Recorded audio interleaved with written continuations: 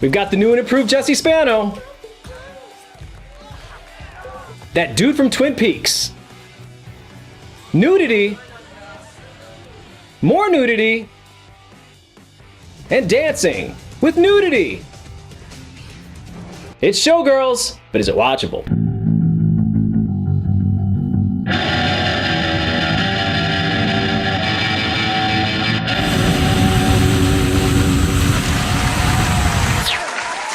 Thank you, Pretend Studio audience, and welcome everybody to Is It Watchable? I'm your host, Paul. If you came here to see some free celebrity skin on YouTube, you're out of luck, because I'm going to keep things about as PG as usual. But if you're a glutton for punishment or need to exact revenge on your eyeballs for some reason, then by all means, buckle up and let's look at some Showgirls. Movie trends come and go. Right now it's superheroes, but we've seen disaster movies, dystopian societies, torture porn, the found footage craze, and lots more. Hollywood loves to capitalize on these trends by releasing the same types of movies all around the same time. And sometimes it's more than just the same type of movie.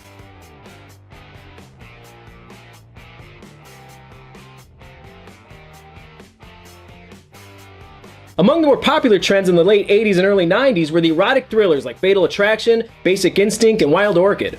Another trend at the time? Child actors from family sitcoms trying to shed their wholesome girl images. Lisa Bonet straight up murdered Denise Huxtable with her performance in 1987's Angel Heart. And Alyssa Milano did the same to Samantha Maselli by undressing in 1995's Embrace of the Vampire. So Basic Instinct director Paul Verhoeven decided to bring these two sexy trends together by paying Saved by the Bell star Elizabeth Berkley to walk around naked for a couple hours in his erotic epic, Showgirls. Is it sexy?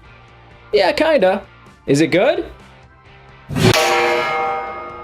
Nomi Malone is hitchhiking her way to Las Vegas. She's picked up by a slimy guy in a pickup truck, and to expedite her characterization, she pulls a knife on him to show us what a tough girl she is. Nomi tells the guy she's on her way to Las Vegas to become a dancer, and when they arrive in Sin City, he offers to talk to his uncle about getting her a job at the Riviera. But when she returns to the truck a little later, he's gone and so is her stuff. She's so mad she starts to pound on a nearby car. The owner of the car shows up and they get into a fight. Then Nomi throws up.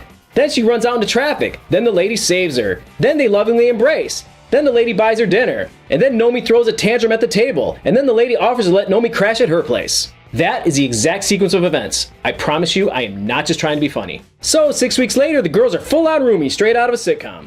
Where are the chips? You ate them, didn't you?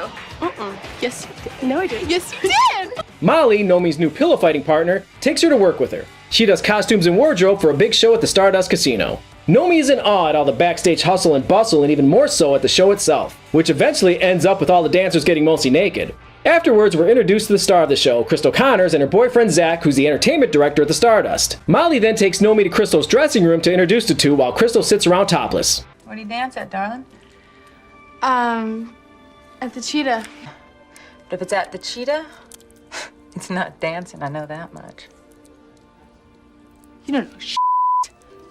Nomi is so upset she decides to skip work and her and Molly go clubbing. A bouncer at the club spots Nomi's sick moves on the dance floor and offers to teach her how to become an even better dancer. She declines by kicking him in the nuts. Then a big fight breaks out. Then Nomi's thrown in jail. Then the guy she kicked in the nuts bails her out and invites her to coffee. Again, exact sequence of events. The guy's name is James and Nomi declines the coffee offer by tossing him a quarter instead of kicking him in the groin. Nomi is a stripper at Cheetah's and we finally get to see what all those 90s teens rented this movie for.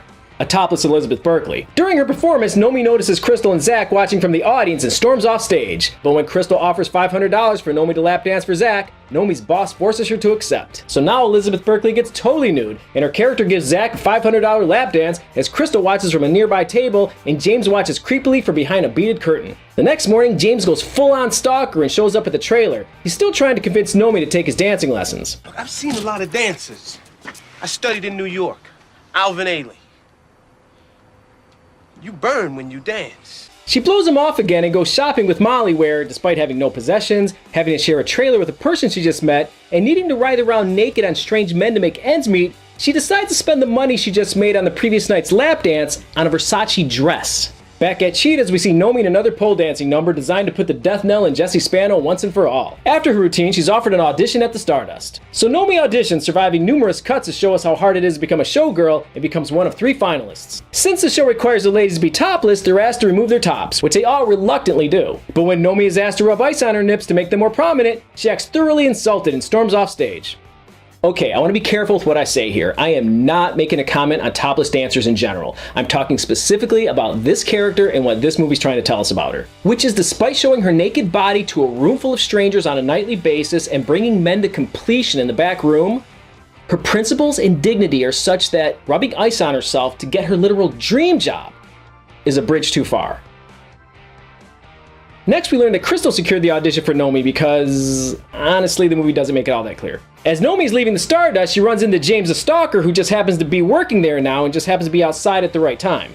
This time, he woos her into eating cheeseburgers as they roll through back alleys, eventually winding up at his place. There he shows her a dance routine that he wrote just for her because that's not creepy, and then things get hot and heavy, but not too hot because... My period.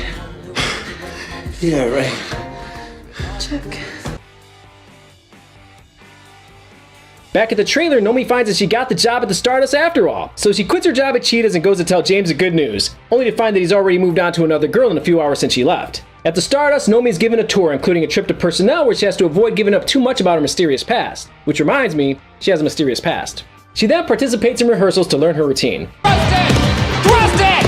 Thrust it! Come on, thrust it! Nomi's first performance goes well and she's officially a showgirl. The next day, Crystal takes Nomi to lunch and they bond over both having eaten dog food and do a lot of heavy flirting. You have great. After their meal, they go back to the Stardust to practice some sexy dancing. Then Crystal calls Nomi a whore and Nomi storms off for like the 89th time in this movie. Another night, another show, and this time things get juicy as one of the dancers takes out another by dropping special marbles on the floor that magically stay right where you dropped them without rolling away. Nomi sees the whole thing but keeps quiet, to not cause any trouble.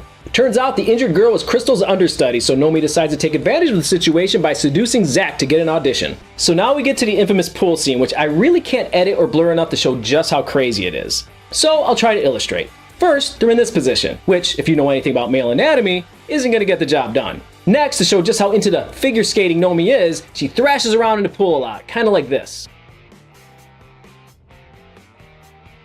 So to review, it's this with a lot of this. Nomi's plan works to perfection, and Zach invites her to audition to be Crystal's understudy, and she ultimately wins a job because apparently she's got the heat. She's not hot enough, Tone. She's got it down. You can teach him to get it down. She doesn't have Crystal's heat. Yeah, well, none of them have Crystal's heat. Nomi's got heat.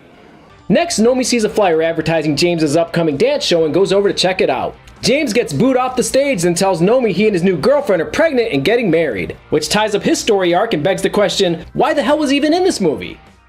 Meanwhile, because she hates Nomi so much, Crystal demands that the show find her another understudy. During their next performance, things get nasty as Crystal purposefully trips Nomi and Nomi delivers one of her signature knees to the crotch. Then, after the show, Nomi straight up shoves Crystal down the stairs, breaking her hip and putting her out of commission for months. So now Nomi is tapped to be the new star of the show and all her dreams have seemingly come true. But the happiness is short-lived because after Molly gets introduced to her favorite rock star, he ends up gang raping her. Of course Nomi wants justice for her friend, but Zach tells her to keep her mouth shut or he'll reveal her secret past. Her dad killed her mom, then killed himself, and she was also a prostitute.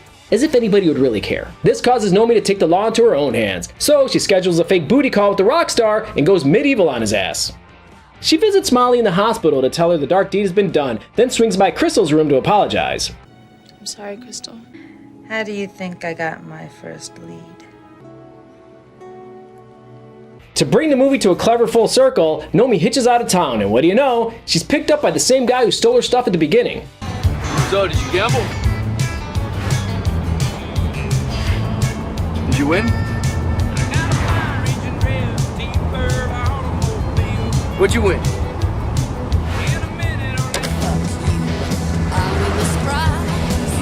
Me.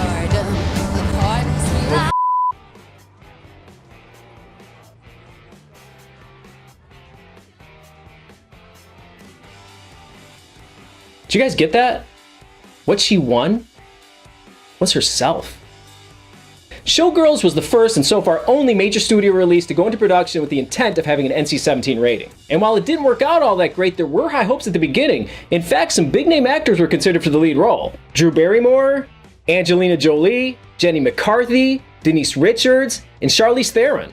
But when Saved by the Bell was canceled, an eager Elizabeth Berkley stepped in. So eager, in fact, that she reportedly only received $100,000 for her role. And while I realize her name wasn't as big as some of those others I mentioned, this movie did have a $45 million budget, which was pretty sizable in 1995, and it wasn't exactly a special effects heavy production. Add to that all the nudity, and we're not talking about quick glimpses, which a lot of actors have done. We're talking about multiple scenes with long, lingering shots of her totally nude body. So yeah, $100,000. And the film certainly didn't do anything to help Berkley's career. Her agent reportedly dropped her after the films were released, while others refused to even return her phone calls. Now, it's hard to point to any one thing that ruined someone's career, but Elizabeth Berkley is known for exactly two things: Saved by the Bell and Showgirls, both of which happened about 25 years ago. If you want proof that the movie's bad, look no further than its cult following. Midnight showings and video rentals continue to do very well over 2 decades later. Good movies don't have cult followings, they have followings. So Showgirls, is it watchable? Oh my god, yes. And I don't mean for the nudity, although I know with many of you that certainly doesn't hurt.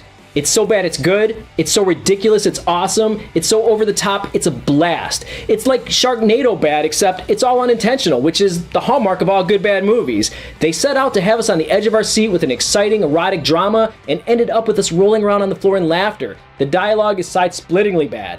You go for it, don't you? Yeah, I try to. The acting is scenery chewing on another level. Nothing. Just gonna stop everything I had. I just got here. And the nudity, yeah, I'd be remiss if I didn't at least talk about the nudity. I guess I'd have to give this movie at least one eyeball for the nudity alone, because again, that's a big reason someone would want to watch it. And they would definitely get their fill. It's nearly wall-to-wall nudity with some sex scenes that really do push the limits of its NC-17 rating. Well, that's a wrap. Join me next time when I check out one from the legendary Ed Wood, Glenn or Glenda. And don't forget to subscribe.